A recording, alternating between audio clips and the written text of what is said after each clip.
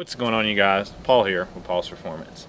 Now on today's episode, we're going to be putting a leveling kit on my TDI swapped Toyota. Now, we've made a lot of changes to the truck since the last time you guys seen it. We've done a lot of weight reduction, and we've also installed some all-natural air conditioning. So we're going to show you what it looks like now so that you can see our mods. Now, as you can see, we have our all-natural AC here. Works spectacular. And by us deleting the wheels and tires, it really dropped a lot of weight, so it's pretty fast now. But we got to get this front end lifted up a little bit so that we can get out of here, because we're kind of stuck. All right, just kidding, you guys. As you can see, she's still here. She's inside the shop, and y'all are looking at my parts Toyota. Today, we are going to be installing a leveling kit on the TDI Toyota. The main reason is when I bought the truck, it had a 3-inch lift kit installed, but only on the rear. And I know what you Carolina boys are thinking. Who would do such a thing? But it was squatted to the front. And so I've wanted to lift the front up because it was just stock anyway, so that the truck would be kind of perfectly level, but it hadn't bothered me too much. But now that I have these mud graps on here, it will rub if I turn real hard, and I'm trying to get it to where I have no rub. So I'm gonna install a ball joint spacer in the front end. I'm gonna take you guys along with me. So let's get over to the table here, and I'll show you what all comes in this kit. This kit comes from Supreme lift kits or something like that. It comes with an aluminum ball joint spacer. If you get the plastic ones, I mean, they work, but I trust this a little bit more. Here's your spacer, and it comes with some shock spacers. Here, this is only for Monroe shocks is what it says. I have Bilstein, so I guess I won't need them. And then it comes with your hardware here, which is just bolts that will go through this and your ball joint, because the ones on it are obviously only long enough to go through your ball joint. Now, I will say, these will probably be just fine, especially if you get from a good company like Supreme Lifts. I only want to do this once, and like I said, I'm sure these are fine, but it's not really that expensive to go get grade 8 bolts. These are 5/16 by 3-inch grade 8 bolts, grade 8 washers, and then I got a nylon locking nut to go on it. That way I don't have to worry about it. I can torque it, down properly, and I don't ever really need to worry about it. Like I said, and I'm sure you probably wouldn't have to worry about it with these, but especially if you get a really cheap kit, I would probably throw these away. Let's get the wheels off.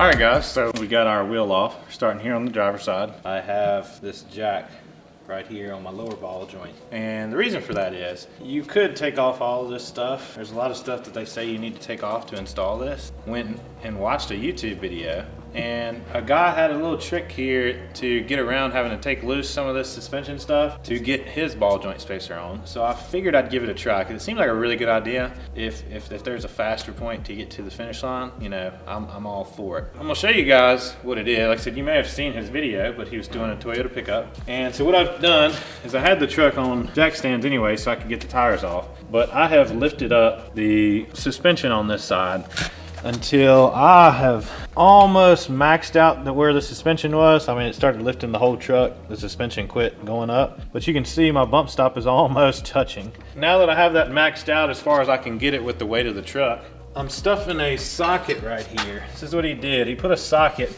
right up in here for your upper control arm, and there's a little bracket, little bump stop right here. He put a socket right there so that when I start dropping down the suspension, this upper control arm will stop with this socket, but the rest of the suspension should come on down. And so now while I have it up, I need to unbolt this ball joint here.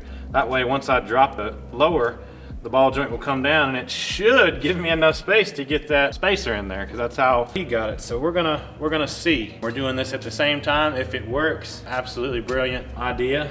Let's get these 13mm nuts off right here off the top, and then we'll start to lower it down and see what happens.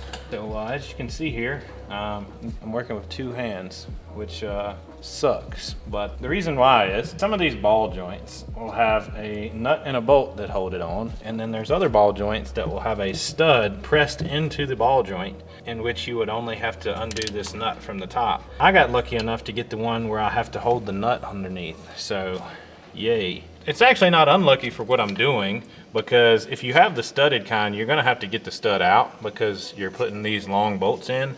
So it's good for that, but it sucks for taking it off because I'm gonna have to get my wrench stuffed up in here, hold it while I break it loose.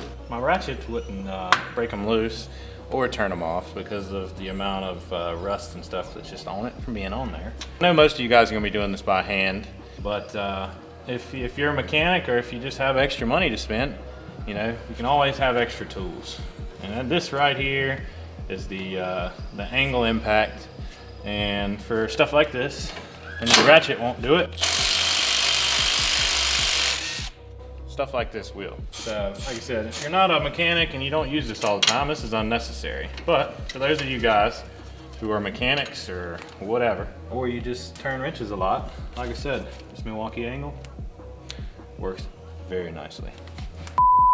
So we got all 4 of those done, so my ball joint should be disconnected. And now we're gonna lower down this jack with our socket up in there, and we're gonna see what happens. So we're either gonna break some stuff or it's gonna work. I'm going for the second one. Got our light there. Yes, it is a Milwaukee. I'm not sponsored. I may or may not have a problem, but trust me, I'm not sponsored. Their stuff works good. So we're gonna lower it down and see what happens. So I'm gonna go slow, just in case we hear stuff breaking. So, sounds sketchy, because it is. Oh! Alright, so, as you can see, we got a little bit loose right there, so I'm going to kind of hold it in while I go down a little bit further. I said I was. Look at that. I've dropped the jack and drooped it all the way down, and look at that. That's the perfect amount of space to be able to get this spacer up in here. Definitely a good hack. Like I said, I did get the absolute maximum size socket that once I got the suspension all the way up and it wasn't flexing anymore, I got literally a socket that just barely slid through. So the maximum amount so that I could get the maximum amount of gap here, and it seems it's gonna work great. Now, I do know one thing about installing this, because I've installed a couple of these on previous Toyotas I've had, is you're gonna have to do some trimming on this upper control arm back here so that the spacer can fit all the way up in here. And you're gonna have to trim this back wall until the holes line up. So we're gonna get this spacer put on and see how much we're gonna have to trim off. It's been a while since I've done it, but I do know that you're gonna have to grind off there. So let's see what we got to do there. So we got our spacer in here. If you get a lower lift kit that's not as thick, it might slide up in here. But for this one, it's too thick. So like I said, we're gonna have to do some trimming back here on this upper control arm. And I'm gonna use this cutoff wheel. What's happening is this bottom wall here on the back is hitting the part of the control arm. So you just need to trim off this back section here enough to where this slides in and lines up with these holes. And once you're that far, you're gonna be good. So I'm gonna get this up in here, and I'm gonna try not to start a fire. Now that it runs on diesel fuel, at least it ain't got no gasoline explosion. And I'm gonna get my safety glasses. Let's get this cut and then we'll come back and I'll show you what it looks like. So we got our control arm here trimmed up, and get a zoom in, you can kind of see if you're looking, when you're looking at yours, you'll tell I cut this lip off and I cut it back almost all the way till it gets to where it bends up. But basically what you're looking for is, like I said, enough for this spacer to go in and it line up with all 4 holes. And I like to give it just a little bit more space, that way the back of this isn't rubbing this. Like I said, I know it's not gonna move, but I like to give it that gap just in case, that way it couldn't possibly cause a noise if this does move or anything. I like to give it a little bit of gap down here, but that's the trimming that I did, and now I have it with enough space to where I can line up with this hole. So now what we're gonna do is we're gonna put some paint on this area, because you just cut it, so that it doesn't rust, and then we're gonna drop it, catch it, and we're gonna put it on here. Now this one, as you can see, has this little notch cut in one end, and what that's for is for water. If water gets into here, it can get out. So put that on the downward side, that way water, if any water somehow gets up into here, which it will, it'll be able to escape with no problems. We're gonna get that on. So to put this on, just a little note before I get it on, what I'm gonna do is I'm gonna set the spacer on top. We're gonna push it over until we can get it situated here, and then we're going to jack the suspension back up, and then you're just going to drop your bolts in and we're gonna get that mounted up. So we're gonna have to use some extra hands, so we're gonna get that, but I just wanted to kind of explain to you how I'm gonna do it. So I'm gonna get the spacer and I'm gonna push it over into here, and then we're gonna jack it up all at the same time, get it lined up, put some bolts through, and then we'll be right back. We got our spacer back up, we got the bolts installed. As you can see, it is all tightened up and in there. I sprayed me a little bit of black paint on it. They're bolted up nice and tight, and we are finished with this side. Now all I need to do, and don't forget, is to jack it up enough to be able to get your socket out of here. Socket's still in there, so I need to get that out, so don't forget to get your socket. But this definitely did cut out a lot of time with taking stuff off to be able to get this loose enough to get that spacer in there and work. So definitely a good thing. One thing I will say, where I had mine tilted, the axle actually did slide out, so I had to swivel it a little bit in order to get it to come back up a little bit. So you might get that, you might not. This was definitely faster than I've seen any other method. So good idea. Don't leave the socket there. Probably will not ride too well with that. We're gonna get the other side done the exact same way. Should be exactly the same for the other side, so I don't have to show you guys. You can figure it out. We're gonna get the other side done, and then we're gonna have to do an alignment on it, because now that it has this lift kit, it's not straight axle, so it's not gonna lift straight up. It's gonna give you the old, mod, and we don't want that, especially with how much these tires cost. You Mugraps people, you know how bad they are. But anyways, we're gonna get it aligned, and then we should be done. Luckily, I have just recently purchased an old alignment machine, so we have access to be able to do it right here. Then we'll be done, and hopefully we won't be ripping my inner fender well out anymore. So it's getting pretty hurt. Let's get the other side done, and then we'll get it aligned. We got the passenger side here installed.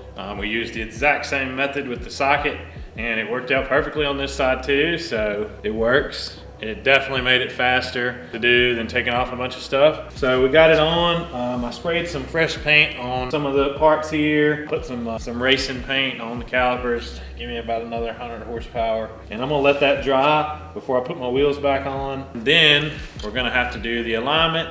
We'll see what it looks like, see if we still have a rub. So that concludes our installation of our ball joint spacer on the old TDI. All right guys, in order to see the outcome of the truck, you have to tune into the next video. Stay tuned, turn on my notifications if you want to. We're gonna be doing the alignment in the next video, as well as showing you guys the outcome, how it looks, whether or not we're still revving. I hope not. I'll also go over my setup again for any of you guys who want to put this setup on with this size ratio. Like I said, stay tuned for the next video. As always, like and subscribe.